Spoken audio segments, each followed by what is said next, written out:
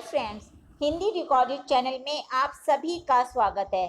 दोस्तों, आज के अध्याय में हम दो गद्यांशों की व्याख्या पर चर्चा करेंगे, जिसमें से पहला गद्यांश आचार्य जानकी वल्लभ शास्त्री द्वारा रचित संस्मरण हंस बालाका में संकलित पाठ आगे के साथ से लिया गया है, और जो दूसरा गद्यांश है यह ललित निबंधकार आचार्य हजारी प्रसाद द्विवेदी द्वारा रचित निबंध कुटुज से अवतरित है।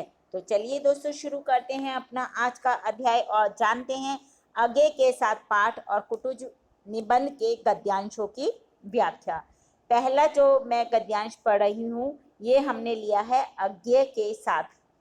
पश्चिमी साहित्य आंदोलनों को सर्वात्मना समर्पित प्रज्ञा द्वारा अज्ञे का काव्य गढ़ा गया है। उसे भारतीय काव्य परंपरा के इतिहास के प्रकाश में नहीं पढ़ा जा सकता। संस्कृत और बांग्ला के उदाहरण उन्हें भारतीय आकाश में उड़ने भर देते हैं। यहाँ की मिट्टी में अनेक कलमी पौधे पूरी तरह पनप नहीं पाते।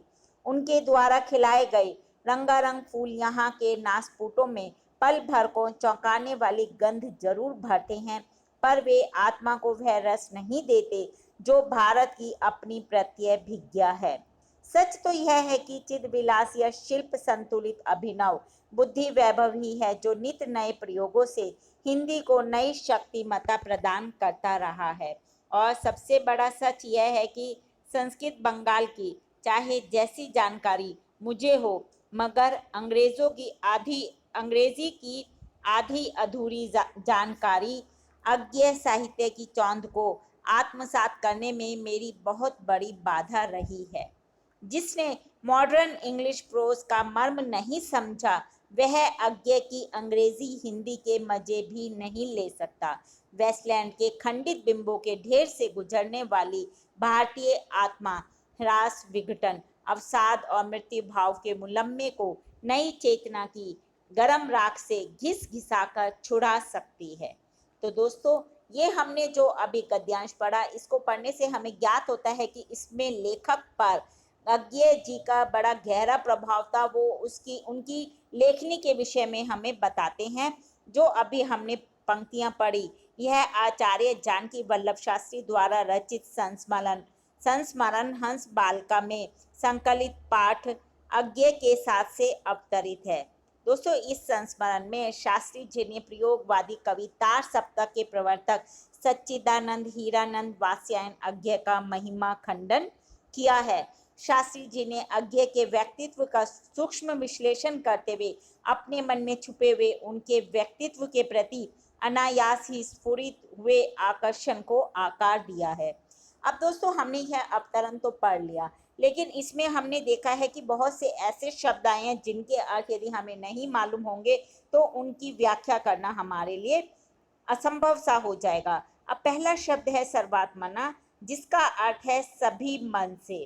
प्रज्ञा का अर्थ है बुद्धि, और इसमें एक शब्द आया मर्म, जिसका अर्थ है उद्देश्य, और मुलम्मे का अर्थ है दोस्तों कलई। और जो बाकी सभी शब्द हैं वो दैनिक जीवन में प्रयोग होने वाले शब्द हैं। क्यों? चलिए दोस्तों, अब हम इसकी व्याख्या के विषय में भी जान लेते हैं। व्याख्या। शास्त्री ने अज्ञेय के व्यक्तित्व और कृतित्व को ठीक से जाना समझा था, अतः वे कहते हैं कि अज्ञेय पर पाश्चात्य के आंदोलनों विचारधाराओं का प्रभाव था। उनके काव्य को भारतीय सिद्धांतों की दृष्टि से नहीं आंका जा सकता। उनके काव्य में संस्कृत और बांग्ला के जो उदाहरण हैं वे बस उदाहरण मात्र हैं। उनमें मूल भाव तो पाश्चात्य का ही है। उनका काव्य पौधे की मिट्टी भारतीय है, पर उनको विकसित करने वाला जो उनका काव्य का वातावरण है वह पाश्चात्य है। इनके काव्य की आत्मा देसी है, पर उन पर प्रभाव विदेशी है। मतलब ये लिखते तो देसी हैं, लेकिन जो कुछ लिखते हैं उसके पीछे जो कारण है वो विदेश, जो उनके ऊपर प्रभाव है वो विदेश का है। सच तो यह है कि उनके काव्य का शिल्प संतुलित है, पर बुद्धि, वैभव, विचार नए हैं जो काव्य में नई शक्ति देते हैं। अज्ञेय के काव्य को समझने के लिए संस्कृत और बांग्ला की जानकारी हो या ना हो, पर हमें अंग्रेजी की पूर्ण जानकारी होनी आवश्यक है। और जो पाठक अंग्रेजी साहित्य को नहीं समझ सकता वह अज्ञेय के साहित्य को भी नहीं समझ सकता और इसका आनंद भी नहीं ले सकता। इनके काव्य में भारतीय परंपरागत बिंब नहीं है, अपितु पाश्चात्य के नए बिंब, उपमान, मृत्यु भय की नई कलई, नई चेतना है। यानी कि दोस्तों इसमें लेखक कहना चाह रहे हैं कि अज्ञे के ऊपर पाश्चात्य संस्कृति का काफी प्रभाव है। वो भारतीय संस्कृति को भी जब लिख रहे हैं तो उसमें पाश्चात्य का प्रभाव हमें देखने को मिलता है। अब हम इसमें विशेष के बारे में जान लेते हैं। इसमें अज्ञे की रचनाओं का गुणगान क्या है लेखक ने, सामान्य बोलचाल की भाषा है और काव्यात्मक शब्दावली है, और यहाँ अज्ञे के साहित्य पर पड़े हुए पाश्चात्य प्रभाव का उल्लेख किया गया है। दोस्तों अब हम जो दूसरा गद्यांश पढ़ रहे हैं इसे हमने लिया है कुटुज से। नाम इसलिए बड़ा नहीं है कि वह नाम है, यह इसलिए बड़ा होता है कि उसे सामाजिक स्वीकृति मिली होती है। रूप भी सत्य है, नाम समाज सत्य है, नाम उस पद को कहते हैं जिस पर समाज की मोहर लगी है। आधुनिक शिक्षित लोग जिसे सोशल सेक्शन कहा करते हैं, मेरा मन नाम के लिए व्याकुल है। समाज द्वारा स्वीकृत, इतिहास द्वारा प्रमाणित समष्टि मानव की चित गंगा में स्नान। दोस्तों ये अभी हमने जो अवतरण पढ़ा यह ललित निबंधकार आचार्य हजारी प्रसाद द्विवेदी द्वारा रचित निबंध कुटुज से अवतरित है, और यह निबंध जिजीविषा का प्रतीक है। लेखक ने इसमें अपनी प्रौढ़ भाषा में इस विषय का बखूबी विश्लेषण किया है। अब हम इसकी व्याख्या जानते हैं दोस्तों। जो यह अवतरण अभी हमने पढ़ा इसमें हमने देखा कि व्यक्ति के नाम की अपेक्षा उसके गुणों को अधिक महत्व दिया गया है। लेखक कुटुज के माध्यम से कहते हैं कि नाम का अपने आप में कोई महत्व नहीं है, अच्छा हो बुरा हो उससे व्यक्ति के स्वभाव, चरित्र, व्यक्तित्व, कार्यों पर कोई प्रभाव नहीं पड़ता।